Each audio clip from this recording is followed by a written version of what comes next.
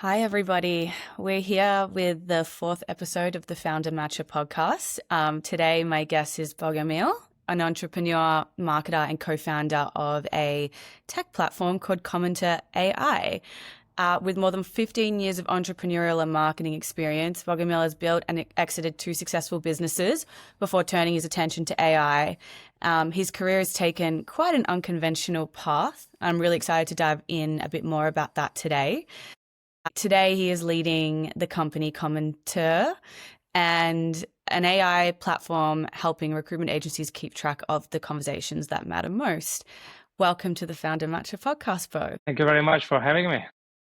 Thanks for being on. We really appreciate your time, and I'm excited to get into everything about your work and your journey towards here. How do you know Jake? Yeah, so it was an interesting experience. There was a time when we decided to do a small investment round. So I started doing what I'm good at, which is like reaching out to people on LinkedIn. So I found his contact while I was doing one of my researches. I reached out to him. He liked what we were doing. I pitched him my product. He said it's great. Then we started chatting, and he said, "Why don't we start like working together? I can help you with some of the things." And I said, "Okay, let's do it." That's amazing. And what company was that for? Because I want to hear a little bit about the startups you've worked on. It was exactly for Commenter AI, actually. Cool. So relatively recently? Yeah, absolutely. So I think we started chatting with him like 2 months ago or 3 months ago, something like that. Beautiful. Tell me about Commenter AI. Yeah, so Commenter AI started before more than 3 years and a half now. It started as a LinkedIn engagement tool because when I started again my LinkedIn journey, I realized how bad are the comments on LinkedIn and how bad are my comments too. So I thought like, why I don't solve the two problems at the same time? And this is how we started. Then I started getting requests about helping people with managing their inboxes. So we started doing that. And then we started seeing that people are struggling to actually stay on top of their inboxes because the LinkedIn inbox is a real mess. Like it's really hard to actually customize it. There is a lot of spam going on, and it's sometimes really hard to find the important conversations. And even when you do that, like maybe you have spent a lot of time searching and a lot of brain power to figure out like what's really important today.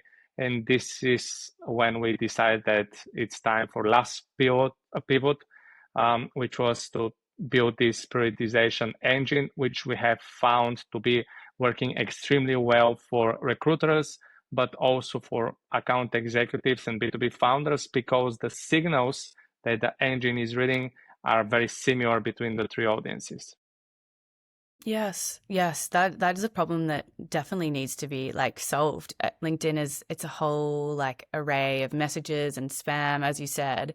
And so when did the idea kind of first come? Yeah, exactly. Like it's not actually just based on my problem with the inbox, because like I have hundreds of conversations for the last 30 days. So it's really hard to actually keep track on that. I'm not a big fan of CRMs. And also, in the meantime, I started talking with a lot of account executives, and I noticed the same thing from them. Like, first, they hate their CRMs. Second, they don't put everything in their CRMs. And third, like, because of that, they're using a lot of spreadsheets and notes. And then when they need to actually do their inbox, they depend on their gut feeling to figure this out. And interestingly enough, or shocking, even very experienced account executives, they told me that actually they're wrong in about 30% of the cases, which is a lot. And they Yes. prioritize conversations, yeah, that are not that important. And then I started talking with recruiters too. What's like the outcome that you found in building the software and it being utilized? Have you found that they're like making better judgments or being able to find conversations easier? Yeah, so it is mostly about finding on time the conversations that are slipping, or the deals that you are most probably going to lose if you don't do something about it. Because it's a mistake to believe that every day the most important messages that you should reply to or do something about are the unread messages. It is the read messages that you need to do something about because something is missing or something is drifting, and because you're focused on your unread messages, like who has the time or the brain time to go and check all his or her 100 conversations, right? What's been the hardest and like challenge in building this tool? I would say that it was the fact that we decided to pivot not only the product but also our ICP. So because of that, we were having hard time to actually find the right people to talk with about how the product should function, what we should keep, what we should remove from the product, and what should be our direction. Because before it was much easier due to the fact that like adding the feature of managing your inbox is very similar ICP compared to the feature of like prioritization of inbox, which is very specific to companies or entrepreneurs who are having a lot of conversations on LinkedIn. And in the previous case, like it wasn't like that. Most of our users, like 99% of them, weren't that active in the messages. Actually, they were more active in posting and commenting. How did you figure that out, like the ICP, and who helped you kind of build that out? Were there any kind of skills you had to adopt or ways that you kind of went about approaching that issue? Yeah, so it was something not that new for me, but the process was new because we have AI now. Before, I haven't used AI. So the process was like doing my research, coming up with 3 hypotheses of who is the ICP, and also what's the main value that we're going to deliver, and then to just find the right people to talk with about the 2 things, and then build on top of that and convert some of these people that I have talked with into design partners who then have helped us to decide what to keep, what to remove from the product, and what should be our roadmap. Yeah, so it's kind of like working backwards, like going from the customer and working back. I want to pivot a little bit and hear a little bit about the work that you were doing before you started building Commenter or alongside that, because I know that you started out as a dentist, which is like so interesting because so different to obviously being in the AI tech space, but also kind of similar in a way. They're both like a very, niche skill that requires a lot of time to learn and build on. Yeah, so just to be clear, I'm still a dentist, but I just work from time to time, like a hobby.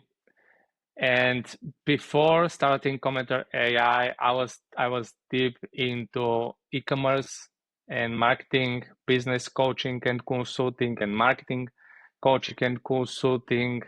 Um, and I even have a best-selling book here in Bulgaria with one co-author. So I was deep into that, and then the AI trend arrived and I found this problem with commenting on LinkedIn while I was looking to use LinkedIn to get more clients for my coaching and consulting business. And I thought to myself, maybe now is the right time to start building my first SaaS, actually my second, even though the first one failed in about 2 months. And I have always wanted to actually build my own SaaS. Have you had any support while building it? Like, has anyone else contributed to the process, or have you done it kind of by yourself? No, it was just me and me. That's unreal. What's the biggest lesson that you've learned in doing that? Yeah. First is that you definitely need to speak to more people before you start building anything. And I think that now this is even more important with all this vibe coding everywhere. And I think that vibe coding is very dangerous because of that. It makes people believe that they can build anything, which is probably true. But the more important question is, do you really need to build that? So I think that that's going to be a more and more important question right now. Have you spent enough time talking with the right people about what you're building before you put any time, any money, any stress onto building the thing that you have in your mind? And the second thing is, from the start, have you thought about how you can build something which is hard to be replicated in a world that AI can almost replicate everything? So, and this is something that I didn't thought much about when I started. And I think that if I can go back in time, I would definitely tell these two things to myself. Yeah, definitely. I think the part about having more conversations to validate what you need to build before doing it is obviously so important. Have you had an experience before where you didn't do that and you learnt from that lesson? Um, I wouldn't say so, because in e-commerce it was different. Like the strategy that we were using was different. Like it was mostly selling products which are already proven to be selling, but selling in a new angle, finding similar products, but using the strategies that have been working for the product that you have found that is selling very well. So it wasn't that much about the audience. It was much more about the product. Yes, definitely. Making sure it's like a good product fit, I assume. And like what would you kind of like what advice would you give to other people wanting to enter the AI space with their business, noting that yeah, everything is a lot of things can be replicated by AI. What advice would you kind of give them? I would say that these two that I mentioned about sharing with myself are the first two that I would tell them. Like the first one is talk with enough people, and the second is make sure that what you are building can't be easily copied. And third is not only talk with people, but try to make some money in the process. So, of course, I'm not talking about like making thousands upon thousands, but at least get 10, 20 people to pay a little bit of money for what you plan to build, because there is another catch in talking with people, and it is that asking them like, how much would you pay for that? And they would say, let's say $100. And then you say, okay, great. Then I have my research data. What's the price that they would pay? But that's not always true, because then if you ask them, okay, great, we are building that, and I'm ready to give you a discount, and instead of 100, I would give it to you for 50. If you pay now, are you going to be happy like to pay right now? And most of them will say no. So, and this like almost immediately shows you that something is wrong. And this is much better feedback than the answer to any other question. So if you can't get people to pay you even a little bit, even half of the price or 1/3 of the price, then something is missing. And this is where you should focus your attention, like to find what's exactly missing. Yes, that's a really, really good advice. I've never really heard that before either. So that was really valuable. Um, what do you feel like, is there anything from your work in like being a dentist that you think has been really useful as you're like working in business? I would say there are many things, but there is also one thing that is somehow affecting me negatively. So the good things for sure are the discipline, the focus, the attention, and probably a few more things that are hard these days for anyone. But I have spent like 6 years learning dentistry, so they're part of me. But I think the other thing is more important, and it is the negative side of being a dentist who is doing a business, and it is the perfectionist inside me. So, like, I'm still fighting this every single day. Like, I want every detail to be perfect, and I'm constantly telling to myself, but this is not that important. Like, move on. And then I move on, and then something comes to my mind, like one more reason why it is important. Like my brain is trained to search for improvement all the time and making everything perfect. And I know perfectly, perfectly well that there is nothing perfect in nature. And in business, if you want to be perfect, like very few people can actually make it, like Yeah. succeed by being perfect. Yeah, it kind of has to be like continuous imperfect action just over and over and over again to kind of, yeah, keep moving forward. But it makes sense that you would get stuck on the minor details, obviously, with the dentistry. What have you kind of been adopting to help you with that? Like, do you have anybody that like any mentors, anyone around you that has guided you on the journey, or are you really like you've done it all yourself? You've built this amazing company. Thank you very much for these kind words, but it has only been me. And that's why I'm still struggling with that. Like I said, I haven't fully cured myself from that. And I still think that maybe there is a good side of it, but I'm struggling mostly with the bad side of it. So that's why like I try every time when I go deep into something, because my perfectionism, to ask myself like, does it really matter that much? Like this detail, is it really going to change the stuff I want? Like, is this activity really going to move the needle, or it's like the perfectionist in you and you're wasting your time and you should focus on something more important? That often saves me. But like I said, my brain is really good at finding 100 reasons why I should continue working on something. Yeah, I can imagine that would be happening.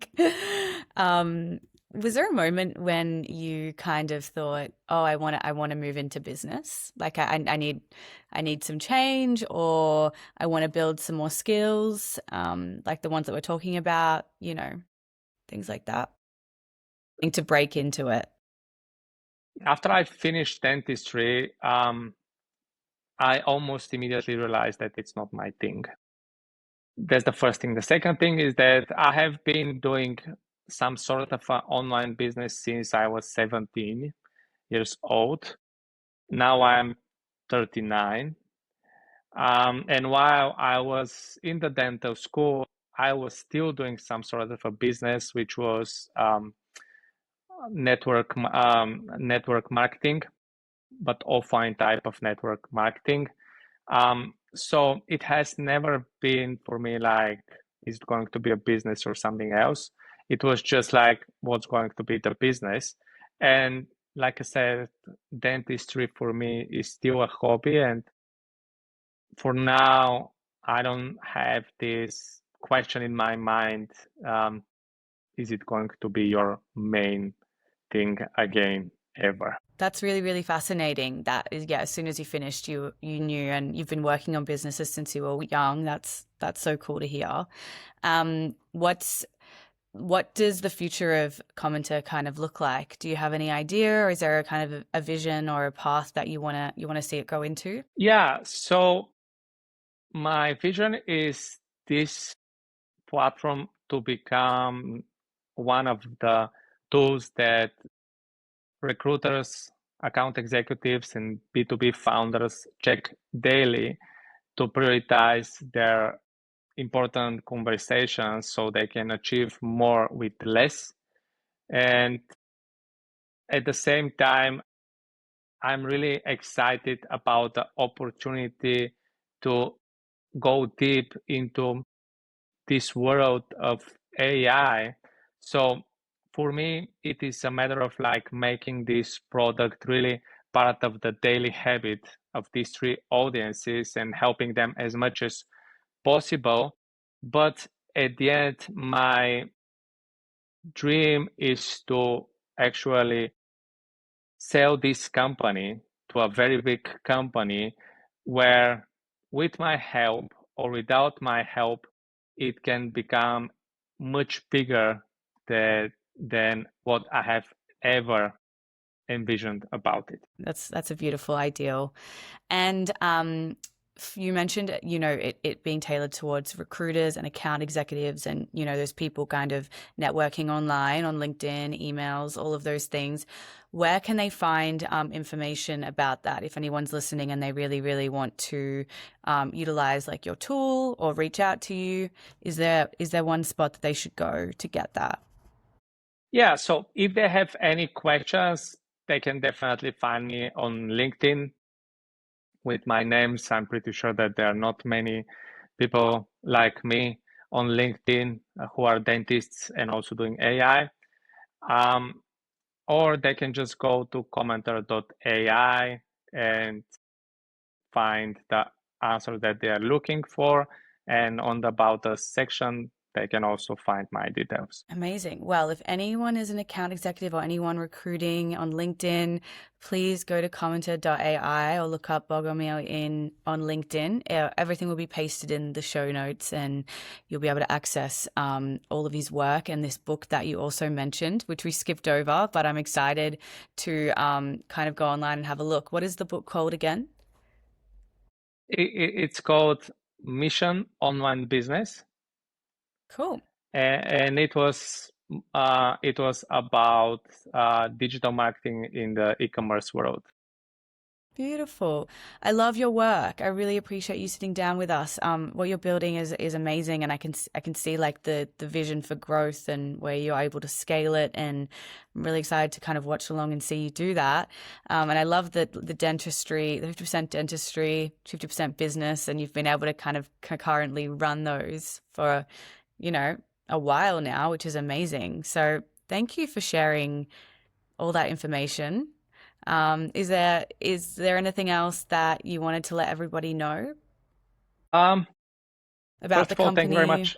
Yeah, first, thank you very much again for having me. Second, it's important people to know that I'm working dentistry only 5% of my time. And third, Hey, like if that's good to you, know.